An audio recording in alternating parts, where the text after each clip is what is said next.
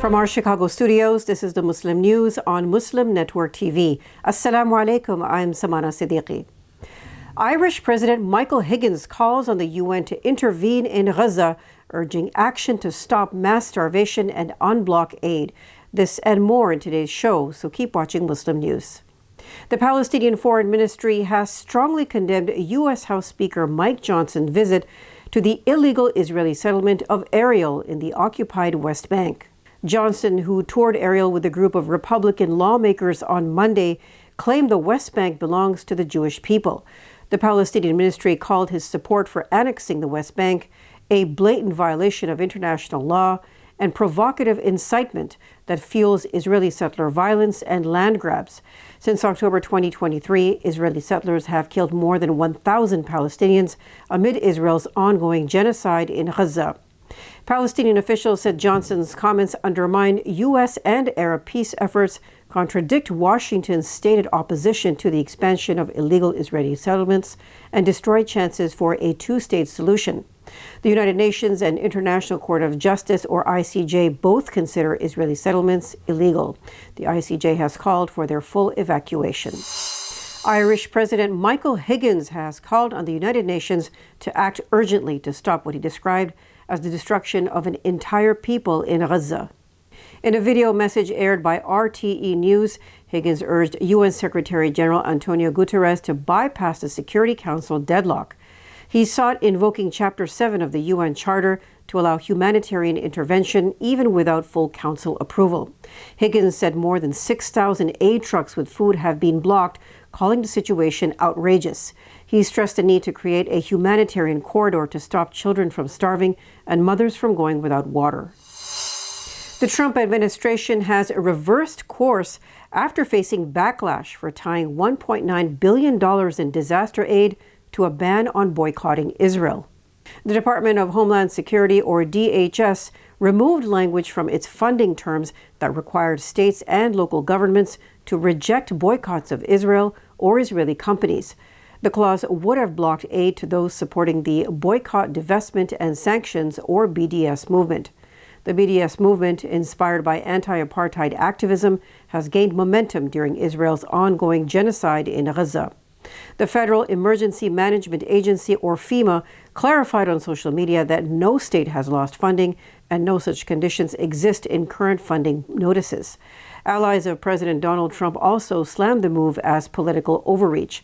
More than 38 U.S. states already have anti-BDS laws or orders, raising legal concerns over free speech. More than 600 former Israeli security officials have urged President Donald Trump to help stop what they call Israel's war in Gaza. In a letter shared by the Commanders for Israel's Security, or CIS, top figures including ex-Mossad chief Tamer Pardo and former Shin Bet head Ami Ayalon asked Trump to pressure Israeli Prime Minister Benjamin Netanyahu. The letter noted Trump's past role in ending Israel's conflict in Lebanon. The ex-officials say it is time for U.S. intervention. An expose by Israel's Channel 13 has revealed that Israeli Prime Minister Benjamin Netanyahu blocked a ceasefire and prisoner deal in Gaza earlier this year. Secret protocols from March showed top Israeli security officials, including the former Shin Bet chief, backed a two-phase plan to pause what it called the war on Gaza and secure the release of prisoners. But Netanyahu rejected it, insisting the war must continue until Hamas is defeated. Officials warned the plan was the best chance to free prisoners, many of whom later died. A forum working for the release of prisoners accused Netanyahu of misleading the public and sabotaging real opportunities. Israel resumed its genocide in Gaza on March 18th, which has killed over 64,000 Palestinians since October 2023. The report says Israel's global image has suffered while Hamas remains resilient. Israeli soldiers killed at least 33 Palestinians in Gaza on Tuesday as the 24-hour death toll reached 79, with 644 others wounded.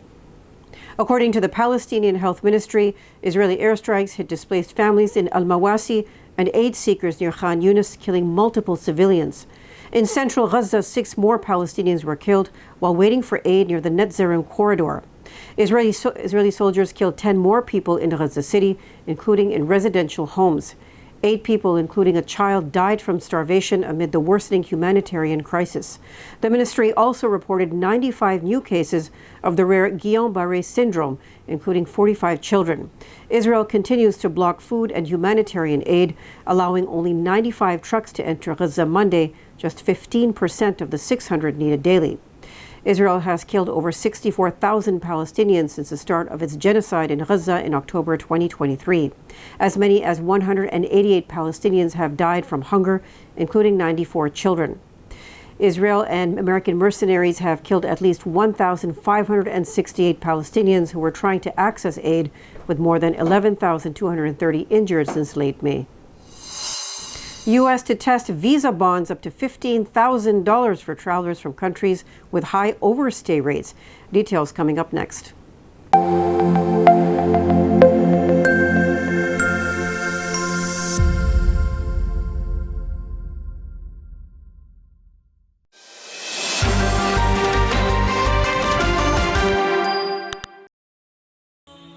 Muna Convention 2025 is coming, and you don't want to miss the event of the year.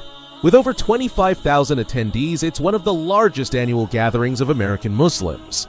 This isn't just a convention, it's a celebration of faith, learning, community, and inspiration. Join world-renowned speakers. This is your moment to reconnect, reflect, and be inspired. From youth programs and college sessions to daycare, Quran competitions, and talent shows, there's something for every member of the family. Shop the Bazaar and Expo with over 200 vendors, featuring faith-based products, books, gifts, and cultural treasures. Visit municonvention.com to register now. Spaces are filling fast. We can't wait to welcome you.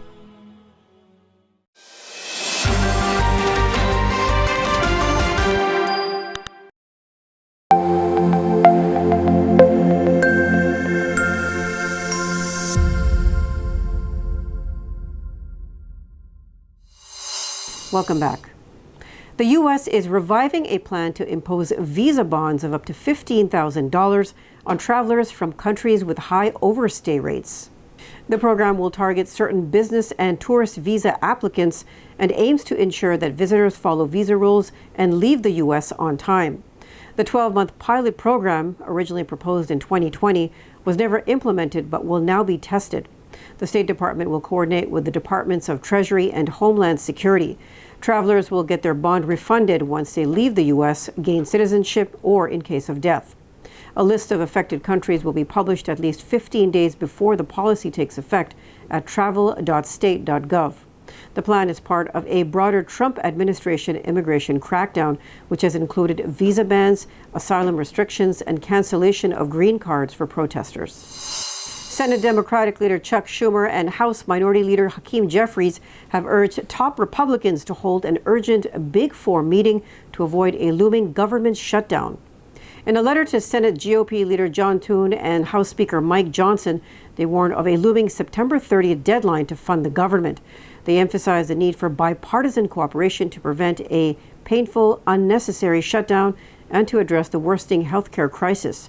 Schumer and Jeffries asked for the meeting to happen this week and stressed the leaders' shared responsibility to act in the national interest. President Donald Trump has yet to sign any 2026 budget bills, with no agreement in sight as time runs out. A federal judge has temporarily blocked Arkansas's new law requiring the Ten Commandments to be posted in all public schools.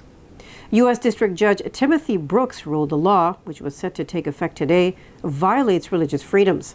He said it promotes a Protestant version of the scripture, making it non-neutral toward religion. Act 573 was backed by Arkansas Governor Sarah Huckabee Sanders and Republican lawmakers. Supporters claimed it reflected the country's Christian heritage, but the ACLU of Arkansas sued on behalf of non-Christian and non-religious families.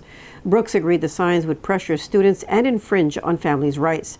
He said public school students shouldn't be forced to view religious texts daily.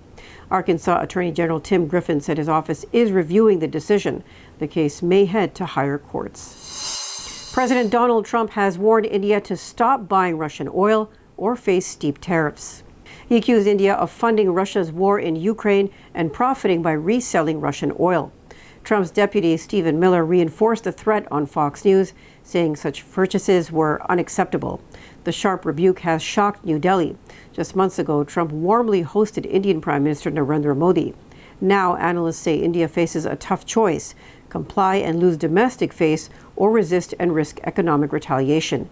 India's foreign ministry defended its policy of strategic autonomy, saying relations with each country stand on their own.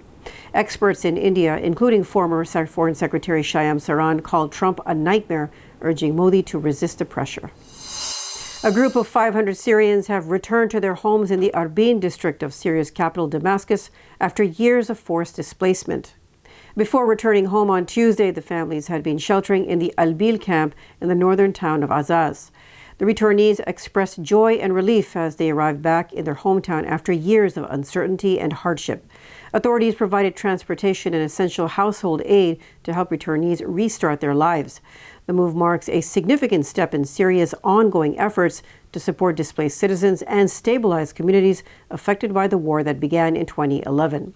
Local officials say similar operations are being planned for other districts. Somalia's army says it killed at least 70 Al-Shabaab militants in a major operation in the lower Shabelle region. The Silent Storm operation targeted terror strongholds in the town of Barire, about 45 miles southwest of Mogadishu. The Somali National Army, backed by Ugandan troops from the African Union Mission and international partners, launched the assault. 2 Somali soldiers were killed and 12 others wounded in the fighting. Defense officials say Al-Shabaab attempted a suicide attack using 2 explosive-laden vehicles, but the army intercepted and destroyed them before any damage. This comes just days after another joint operation in the same region killed more than 50 militants. Al-Shabaab has waged a deadly insurgency for more than 16 years, regularly attacking civilians, government officials, and security forces. The global Islamic finance market is projected to triple, reaching $7.7 trillion by 2033, up from $2.5 trillion in 2023, according to Allied Market Research. This 12% annual growth is driven by the global shift toward digital banking, real-time payments, and AI-powered fraud detection. Rooted in principles of Islamic law, Islamic finance bans interest, speculation, and gambling. It instead promotes risk-sharing, profit-based models, and ethical investments. Analysts say this approach is helping reach underserved communities, especially in developing nations. Experts say governments in Muslim-majority countries and global financial hubs are now backing Islamic finance with supportive policies and clear legal frameworks. However, challenges such as a lack of standardization, complex product design, and varying regulations remain. To address these issues, institutions are turning to blockchain and AI technologies to boost security and efficiency. A Mississippi-based company is turning rice husks into eco-friendly siding that looks like wood without cutting down trees. Modern Mill's product, Acre, is made from upcycled rice hulls and offers a sustainable alternative to hardwood. It is used for siding, decking, fencing, and more. One pallet saves an acre of rainforest, with 44,000 pallets shipped in 2022. The rice husks, once discarded as waste, are rich in lignin, making them strong and durable with a natural wood-like finish. Modern Mill has diverted 4,000 tons of rice husks from landfills and earned a spot on Fast Company's Most Innovative Companies list. That's all from our Chicago studios tonight. Thank you for watching Muslim News. We are a community channel dedicated to bringing you stories you can trust. Please like, share, and subscribe to our content. You can also comment to let us know what you think of our coverage. Please donate now by visiting muslimnetwork.tv/donate. For more content, keep watching Muslim Network TV. Salam.